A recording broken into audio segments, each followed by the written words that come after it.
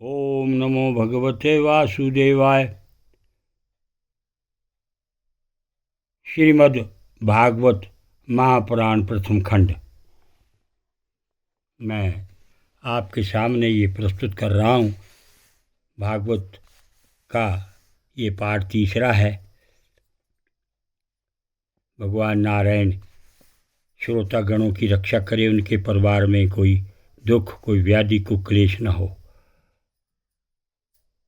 तस्मिन् परशूनुस्ताबकफला चासो कानने वारभीस्रवधिरुदुघुण्टे गुष्टे निर्वन्द्याय समन्ताः प्राणायामेन संयमाय मनोवर्षसन्तं मुनि अतिष्ठदेकपादेन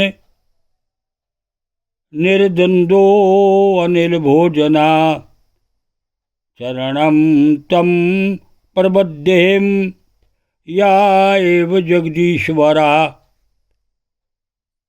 प्रजामातं समामहं प्रच्छन्विति चिन्तयन् तप्यामानं त्रिभुवनं प्राणयामेद साग्निना निर्गणे निर्ग तेन मनेर्मु गणना समीक्षा प्रवसत्रः अप्सरो मुनि गंधर्व सिद्ध विद्या धरो रगे वितायमानयश स्वस्ताज्रं पदं ययो तत्परदार भाव संयोग विद्योतितमना मुनि उत्तिष्ठनेकपादेन दर्श विभु दर्शभान प्रणमाया दंडवद भूमावुत्तस्ते अरणाजलि वरसः हंस सुपर्णस्थान सभः स्वेश चनिश्च चिन्नतान् कृपाबुलोकेन हसद्वन्द्वेनो पलभिमातान् तद्रोचसा प्रतीयते निमल्य मुनिर्क्षणी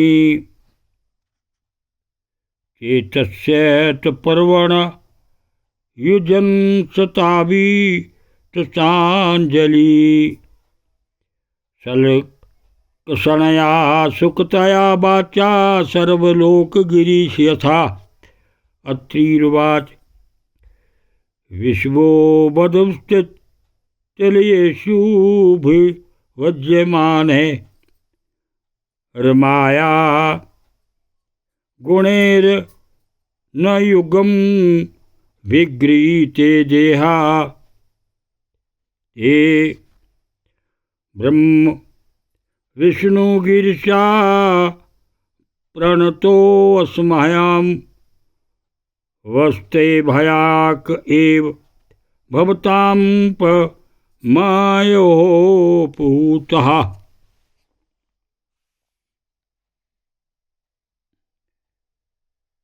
वहाँ पलाश और अशोक के वृक्षों का एक विशाल वन था। उसके सभी वृक्ष फूलों के गुच्छों से लदे थे तथा उसमें सब ओर निर्विंध्या नदी के जल की कलकल ध्वनि गूंजती रहती थी।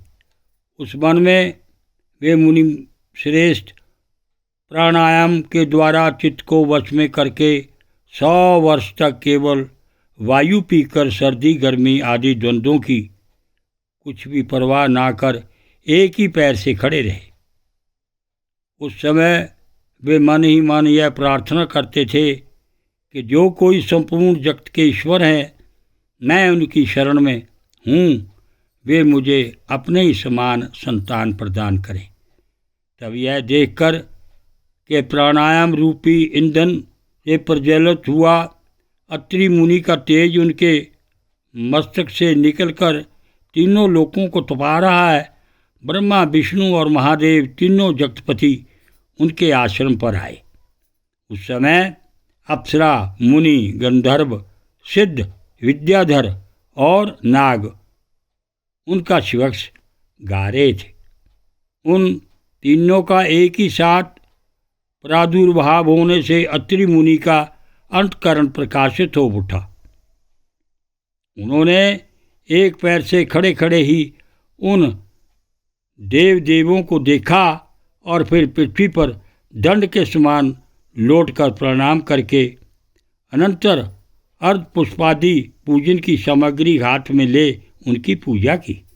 वे तीनों अपने अपने वाहन हंस, गरुड़ और बैल पर चढ़े हुए तथा अपने कमंडल, चक्र, त्रिशूल आदि चिन्हों से सुशोभित थे। उनकी आँखों से कृपा की वर्षा हो रही थी। उनके मुख पर मंद हास्य की रेखा थी, जिससे उनकी प्रसन्नता झलक रही थी। उनके तेज से चौंधियाकर मुनिवर ने अपनी आंखें मूंद ली।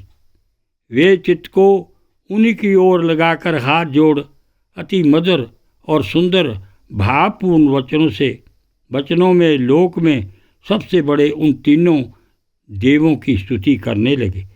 अत्रि मुनि ने कहा, भगवान, प्रत्येक कल्प के आरंभ में जगत की उत्पत्ति, स्थिति और लय के लिए जो माया के तत्व सत्ववादी तीनों गुणों का विभाग करके भिन्न भिन्न शरीर धारण करते हैं, वे ब्रह्मा, विष्णु और महादेव आप ही हैं।